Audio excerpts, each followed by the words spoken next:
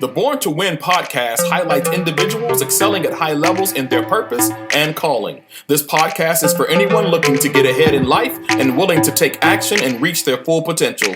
Using Champ's male mentoring model of the 3 E's, education, empowerment, and exposure, it means you too are born to win. I'm born to win. Live. The Champs from Chicago be screaming all that. You are now tuned in to the Born to Win podcast. Champion. My mom and dad, they grew up in Ida B. Wells housing projects. Woo! Ida B's, baby. Ida B's. I'm Ida B's baby, third generation. Get Yes. out. Yes. So same. So you know the bloodline, you know kind of what it was like. I think we're around the same age, but my mom was a teen mom, and her and my dad, I mean, they didn't work out. My mom, after she had me, she said, I got to get my babies out of this city. And I'm so grateful for her being strong and determined to have a better life for us. And she moved us to Michigan. She moved us to a real small town in Michigan, which is where I graduated high school, and then went on to Clark Atlanta University, which was a formidable experience. We'll talk more about that. And in that experience of growing up, in poverty and seeing things around you, I always feel like we all have moments, Vondale, and I don't know if you could relate to this, but there are moments that define us. And I have one, I call it my fluoride moment. And I don't know if they had this in Chicago, but in my little elementary school, I remember being in 3rd grade, they had a dental program where the dental assistant would come in and they would have fluoride for students to take. And maybe it cost $10, but whatever it was, I couldn't do anything that cost money. And every month this woman would come in with her card, and people got so excited. As a 3rd grader, you'd march up, they say your name, you'd take a swig of the fluoride and spit it back out and go back to your seat. Well, I never got a chance to participate. And the teacher just kept on going, and I was excluded every time. And that's when the first time I realized I was poor. I realized I was poor, and I got good at making excuses as to why I didn't participate, but I realized I was poor. And I never, in that moment, I said, I'm never having kids until I can make sure that they don't ever feel like this. So I share that in my narrative because it was formative, that I still remember it to this day. And it's been a drive in therapy and my day-to-day work that I'm running from poverty all the time. And I don't know if it's healthy. So long story short, went to Clark Atlanta, majored in business, wanted to make nothing but money, worked at Deloitte coming out. I was a business major, did management consulting coming out. And then I had my quarter life crisis. I don't know if you had one, but right around 25, I said, God, I know that there's got to be more to life than just this. I had a lot of things. I had broken the cycle of poverty, but it just wasn't enough. And I knew that God had brought me, he hadn't brought me this far to only make this company more money. That's right. And That's so I went to the Peace Corps. I lived in Central America for 2 years, was a servant leader. And then I began my career in nonprofit, which has led me to serve in the role of Chicago Scholar CEO today. Wow. So I'll pause there. There's a lot that I missed and left out, but we can double click on a couple of things with your question. I think that's a good hinge to kind of move in a direction. So, obviously formative years, kind of like the family of origin from birth to 8, 9, 10, going into our teenage years are very, very powerful and important times of our lives. Mm-hmm. And I kind of want to jump into this. What would you say stands out to you in terms of what you remember about who you were? You discovered that, hey, I'm poor. And through that one experience. So what did that do within you to say, you know what, I'm going to achieve my dreams and goals despite that? Yeah, there's so many things, Vondale. And, I go back, that was one that was amazingly formidable. I think in those years as well, I had an amazing mentor, Miss Dorena Brown, and I didn't realize that she was a mentor. It connects with what you do and one of your questions, and that's the power and importance of mentors. And what she did is she pulled me aside and she told me something very simple, but I hadn't heard before. And she said to me, Dominique, you are smart. You are special.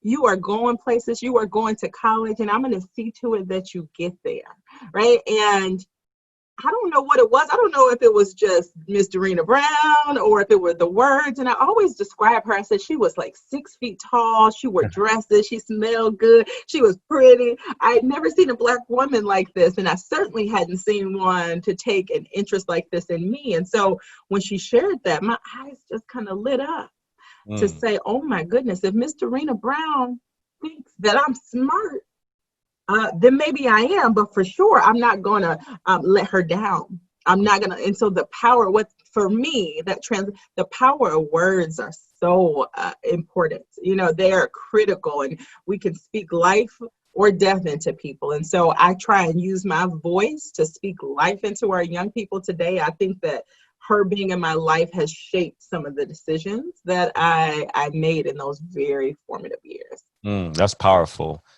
So obviously, you know, with that, there's so much happening in the world today, so many different layers, so many different dynamics of things. And I often think about our youth and just the support system that I feel that they deserve and that they need so desperately. So why do you think it's important for youth, especially during this time, to have a strong support system? Given that most of our schools will be virtual, and that's a whole learning process. Given that so many policies and procedures will change from this point forward, that's a whole nother process. So what's kind of your take on everything? And can you just kind of speak to the importance of, throughout it all, having a strong support system? Man, my heart goes out to our young people in this space. I was just sharing with one of our funders. You know, they were asking me what I'm hopeful about and what I'm concerned about. And I shared a personal story. And again, I have to say as a disclaimer, my mom was amazing. She did the best that she could. But I tell people, when I came home as a young person, it was not a place to study.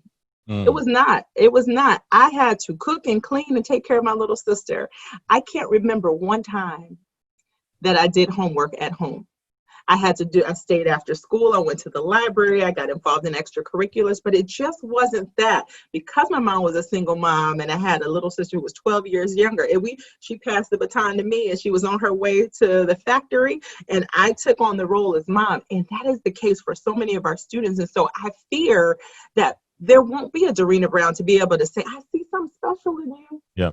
I see, because guess what? We all have doubt, imposter syndrome around something at some point in our life, that I'm not blank enough. I'm not smart enough. I'm not good enough. I'm not, pretty enough, skinny enough, whatever it is, no matter your color, but certainly if you're Black and poor in this country, is that you are deficient in something. And I just fear that when you're just sitting in front of a computer like this, that nobody's going to see your genius. Nobody's going to understand the superpowers that you have, the passion, the creativity. It's just you and a computer, and that personal relationship, that support system that you talk about disappears until we pay attention, until we lean in. And so that's my responsibility. That's your responsibility. That's the responsibility of adults, to see our young people, to really look and see and tease it out. I think we're going to have to do that now more than ever.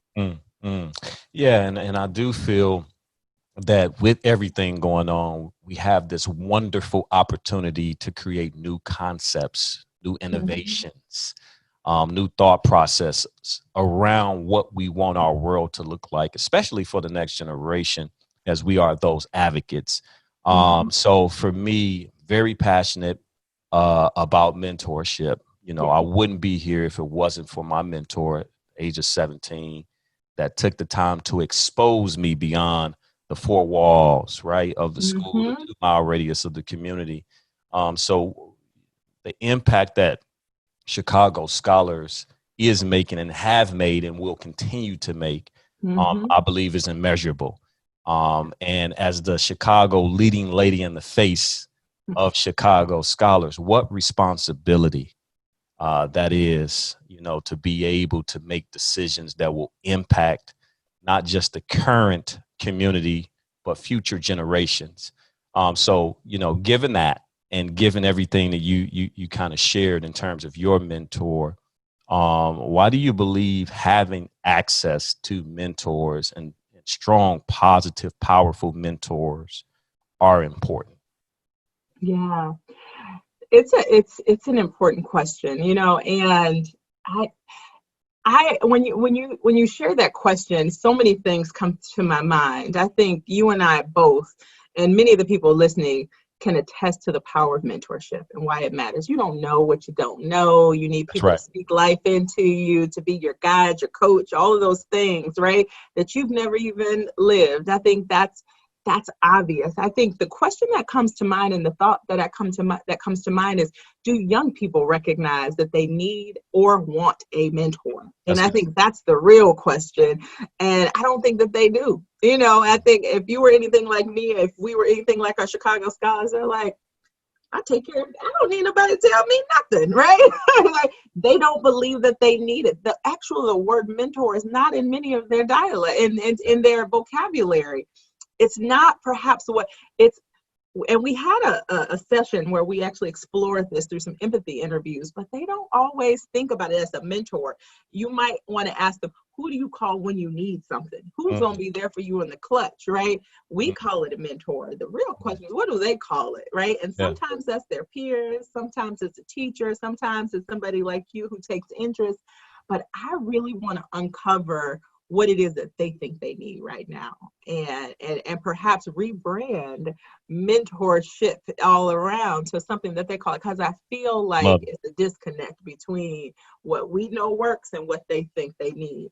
That is so powerful. And, you know, I was just talking to someone about mentorship and how mentorship isn't the traditional what we think mentorship is, because you're wearing so many different hats, you're playing so many different roles. You know, mentors to me are like, you know, mental health counselors, in addition to father figures, to brother, sister, mother figures, right? In additions to, you know, doctors, lawyers, sometimes, you know, bus drivers. So I think, like, to your point, you know, it's definitely one of those conversations where, you know, talking to youth and figuring out, like, where are they right now, and do they have a idea of where they want to go, and they probably can't articulate it with the language. You know, most of them will say, hey, I want this, I want that, but the process that it will take to get there, that's where I think we can kind of come in and help bring out that articulation. So that's really, really cool. So kind of want to jump to some of your favorite memories growing up. And, you know, I love this because it lends to the person you are today. When I see Dominique, I see very, very, very positive, strong, confident, smart, beautiful, right? And that didn't just happen overnight. So if you can just talk through, you know, what did it take? What is it taking for you to become? I love that. I love that. And it's interesting. I'm just going to respond with the first things that come to mind in the spirit of authenticity. And there's two things that I think is important to respond to that. Who I am today, it's interesting because I always say I have an alter ego, and her name is Mika. That's who my family know me as. I am Mika, right? From the low end, right? Or from whatever. And Mika fought. I had my arch nemesis, DePriest Jackson. I fought this girl 6 times. What? What? Dominique, Mika, the fighter? But my family and her family, we just didn't get along. My mom for her mom, my sister for her sister. We fought. And I'm not glorifying fighting at all, but I will tell you that fight has translated into fight for this work and for our young people. I'm not literally fighting anymore, but that fight spirit is what got me here and has helped in this era of becoming, right, who I am. Nobody gave me anything. I had to fight to be here. I have to fight every day for my voice to be heard. I have to fight for the things that I want, and none of it's been easy. Not one thing. And so that's the first thing that I think of is that fight spirit. And then connecting it, I think, with the college piece. I went to college I had no clue. I gave my mom a little letter. I was like, I'm going to college. I need you to, rent a van and drive us. I got to be in Atlanta on August 27th. And she was like, for what? I said, I'm going Right. to college. But I was kidding. And she said, how you going to pay for it? I don't know. I will figure that out when I get there. I just need you to take out this $5,000 Parent Plus loan and I'll figure it out. I work hard. I got a good, I study hard. I'll figure it out. And we got done. And every semester, Vondale, I got a call from the financial aid office that said a little something like, Miss Jordan, you have a balance on your account of $3,000. If it's not paid by Friday, we're dropping all your classes. And I would go hustling to that financial aid office. And the lady, she'd say, Dominique, this school is too expensive for you. You need to go home to community college, save up, get a job, come back, try again. And I couldn't understand. I said, what? I have the 3.7 GPA. I have 3 jobs. I'm taking 18 credit hours. I'm doing everything that I can. And I am so grateful that I had amazing mentors and people who saw me. Yes. Who saw my hustle in my work study office. And I went over there crying. And Mr. Macklin, Miss Petrie, Dean Bynum, they were like, what's going on? They loved me. They knew my hustle. They knew where I came from. And Mr. Macklin dragged me across that campus like George Jefferson, and we got to the office. He said, you sit right here.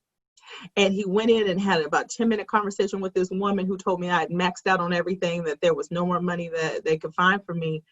And he came out, he said, she'll see you now. I went in there and that woman found some money. I got a refund check that semester.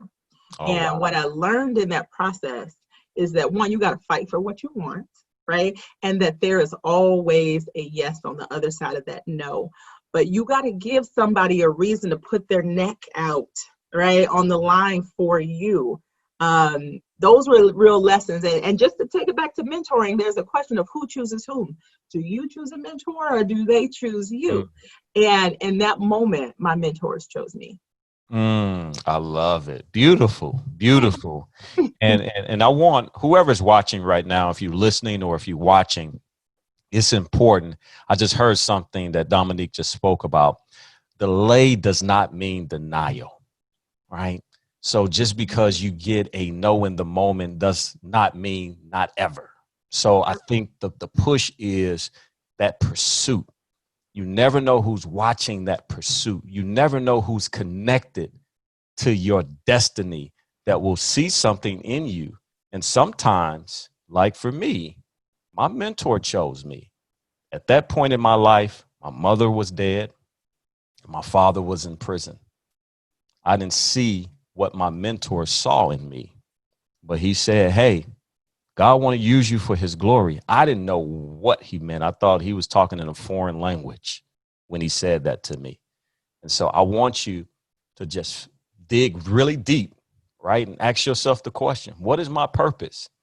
And you may not have the resources, the people connections, the network to make it happen, but you have the drive and the passion. And so thank you, Dominique, for sharing that. Very, very, very, very powerful. So how has a failure or an apparent failure in your life turned into a success for you? And do you have a favorite failure of yours? There are some failures that are in my personal life that I will share and be transparent about. But I want to connect it to work. So there is a book. I love Simon Sinek. I don't know if you ever read him. He has the book Start With Why, but he also has a book called Leaders Eat Last, right? And it talks about how good leaders sacrifice themselves for others, right? He shares that from the military. He shares that from Nelson Mandela's leadership, where he would, in his tribal, right, in tribal meetings, that he would have everybody speak first and he would speak last. And that's what leaders do. Now, if you translate that to your personal life, that's where you can really set yourself up for failure. That is a beautiful skill set in leadership and in work, right? As a servant leader in the nonprofit space, that is my job. But in my personal life, I will share that when you put yourself last, when you put your needs, your desires, your wants last, you can really get hurt. And I've been married before, and when I chose my husband, I chose him for for reasons that had nothing to do with me. I put my needs last. And while he is an amazing person, a phenomenal dad, and he's probably one of my best friends, love him to this day. We shouldn't have been married. We should, but guess what? The prize was little Miss Kennedy, right? Is my daughter that came out of this. So it is, did I make a bad decision? Maybe, maybe in marriage, but was it a mistake? No, because had I not made that decision, I wouldn't have Kennedy. And she's been, I think, the best thing that's ever happened to me. So I do think it is one of the many mistakes that I've made, but separating kind of the hats that we wear and the things that we value on the work side don't always translate to personal life. Yeah, that's really powerful. And if you haven't met Kennedy, she is amazing. I met her for a brief moment, and the way that she was expressing herself, my daughter, who's a little bit younger, was just looking at her with amazement. And she said, "Who is that young girl?" So you never know, right? What may seem to be a failure turns out in the end to be your greatest blessing. So thank you so much for sharing that. So this is one of my favorite questions to ask. If you, right, could have a gigantic billboard where millions and billions of people will see it, what words would you put on that billboard, and tell us why? Oh, do you mind? What would you say? I'm curious. What goes on your billboard? I have a couple of things I will put up there. What's yours? So mine's, I have 3 different billboards, but don't tell anybody. But on one of my billboards is, wherever you be all there. Live life to the hilt. Every situation you determine to be the will of God. And that's one of my favorite quotes. So I try my best to be present wherever I'm at. I love that. Ooh, so I like being a little provocative. I was going to go with, one of my favorite quotes, but I like being a little provocative. And what I will put on a billboard is to tap into your inner white boy, is what I would put. Talk about it. Please tell us why. So, let me tell you before people get me, because here's the thing: to talk about race doesn't mean you're racist. And I have to say, the perfunctory, like, one of my best friends is white, one of my mentors is a white man, and I think that white men are, no matter what you think about it, are incredibly confident based on the level of privilege that has been given to men and white people in the history of this country. They are incredibly confident in ways that people of color and women in particular are not. And I think about Elon Musk, right? Elon Musk, this man dreams so, but he believes so much in himself. He says, I'm not going to let anybody tell me that an electric car is not possible. And here we have Tesla, right? This man is about to colonize Mars in the next 6 years through his SpaceX program. Now, there is so much happening. Now, we can't even figure out how to get our kids to school. We can't figure out how to innovate in school. We can't figure out how to get a vaccine. There's so many things that we're not thinking big enough. We're not thinking confident enough. We're not pulling our resources. I don't know what it is in the Kool-Aid that Elon Musk is drinking, but I want some, because I think we sometimes stand in our own way. And I think confidence is the key to so many things. Just believing that you can, believing that you belong in the room, believing that when you show up that your voice matters. I don't care how many degrees you have. If you don't believe that you belong in the room and that your voice matters, then you might as well not be there. And so there is a confidence that white men carry that I just would want to encourage people to tap into it. Tap into that. Tap into it.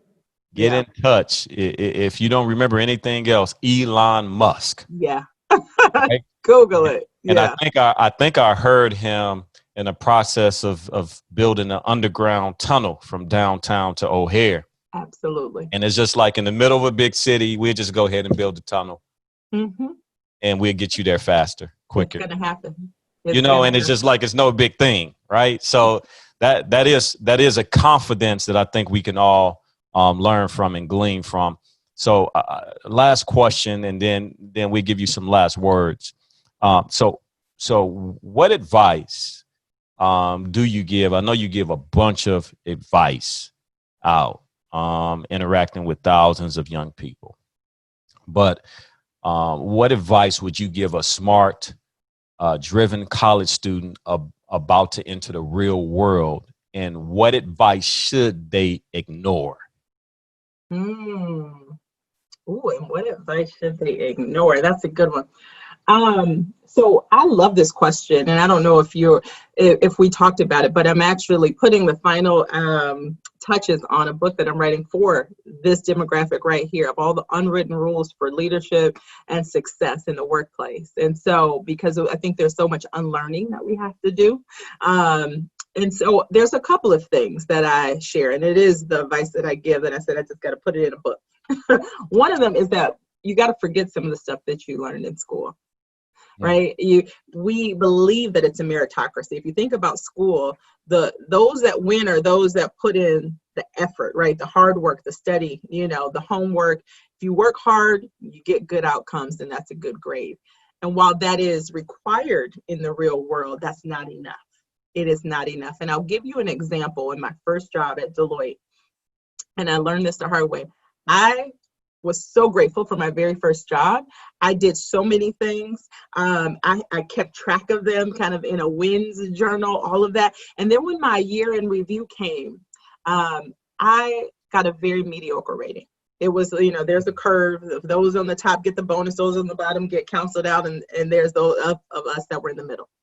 And I was so shocked when I talked to my manager and I had my piece of paper. She said, well, Dominique, how would I know all of this? How would I know that you did all of these things that are on this paper? And I've always been taught that you don't brag, you don't, talk about yourself in that way. And what I learned in that first year, I'm like 21, they go into a room, they put your picture up on a wall, and all the partners from the firm will say, well, what do you know about Dominique? Let's talk about her. And so it wasn't my piece of paper that was up. It was my manager and anybody else who are speaking on me, right? So today we call that branding. And the definition of branding, people say, is what people say about you when you are not in the room. Well, that literally happens. When I wasn't in that room, my name comes up. What people say about you when you are not in the room matters. And we call that branding today. And some people like it, some people don't. But I learned that early that you must brand yourself, not brag, but brand yourself. And that means that you have to sometimes tell people about the things that you're interested in and the things that you've done and the impact that you've made. And so I've learned that branding is a big part of it. So we don't live in a meritocracy. It's not just those who are the smartest and the hardest working that win. But you also, there's style and substance. You got to do a little bit more than just work hard. Woo! We can drop the mic on that one. But I do want to go out with your last words, anything that you want to share. How can people get a hold of you or find out more about Chicago Scholars? Any last words? You can find me on social at DJT Speaks and DominiqueJordanTurner.com. Outside of Chicago Scholars, I am passionate about this work, not just because it's my job. And Chicago Scholars is my job, and I am living out my passion as the CEO there. But I will continue living this work when I leave Chicago Scholars, whenever that day comes. And so Dare to Be the First is my business outside of Chicago Scholars. I do speaking and coaching and training of other firsties, first generation college graduates who are now first generation professionals trying to figure out how to make it in the world of work. That's what I do because I've lived it. And I just want to share back those lessons learned with those who are coming behind me so that we can stop having so many firsts and that's not a thing anymore. So thank you for giving me this platform to share, hopefully touch, move, and inspire some folks who are on the journey.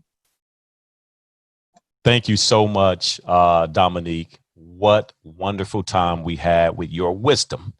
So many nuggets, so many testimonies. And here's the thing.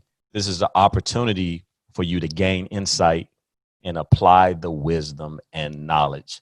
Again, I'm Vondale Singleton, and this is the Born to Win podcast. Born to win, live. The Jets from Chicago be screaming all that. Thank you for listening to the Born to Win podcast. Would you consider making a donation to Champs? We are looking to provide senior class care packages and other essential items like food, hygiene, and toiletries for the families of our Champs mentees. You can donate via Cash App at $Champs Mentoring or PayPal at paypal.me/Champs Mentoring. Or you can always visit our webpage, champsmentoring.com, and click on the donate button. Thank you.